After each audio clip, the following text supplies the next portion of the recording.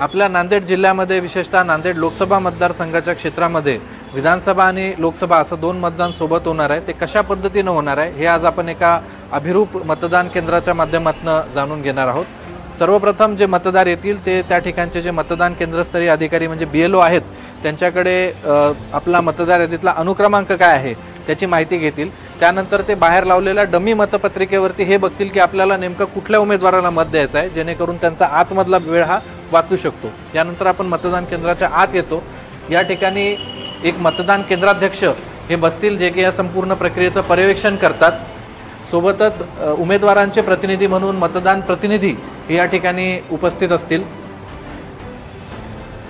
मतदार आल्यावर पहिले मतदान अधिकारी 1 यांच्याकडे येईल, ज्या ठिकाणी तो स्वतःची ओळख पटवून घेईल आणि चिन्हांकित कॉपीवरती मतदार यादीच्या चिन्हांकित कॉपीवरती त्याची नोंद घेतली जाईल।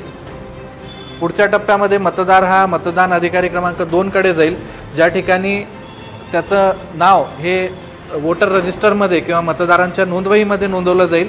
सोबतच त्याची शाई त्या ठिकाणी त्याला लावली जाईल आणि त्याला 2 स्लिप्स दिल्या जातील, एक लोकसभेची एक विधानसभेची। यानंतर मतदार जाईल मतदान अधिकारी क्रमांक 3 कडे। यांच्याकडे लोकसभा निवडणुकीसाठी वापरण्यात येणाऱ्या EVMचं कंट्रोल युनिट असेल, ते स्लिप घेऊन लोकसभेच्या कंट्रोल युनिटवरती बॅलट अशी ऑर्डर देतील। त्यानंतर मतदार येऊन लोकसभेसाठीचं आपलं जे मत आहे ते या ठिकाणी गुप्तपणे नोंदवेल।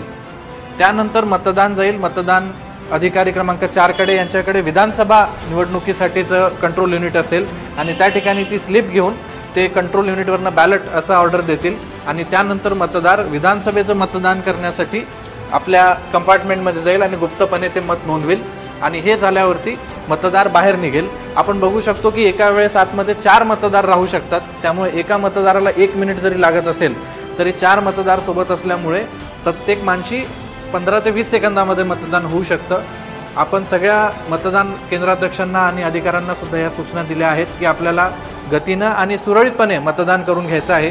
त्या अनुषंगानं माझं मतदारांना आवाहन आहे की आपण हा व्हिडिओ बघून कशा पद्धतीनं मतदान करायचं त्याची माहिती घ्यावी आणि 20 तारखेला न चुकता मतदान करायचं आहे। धन्यवाद।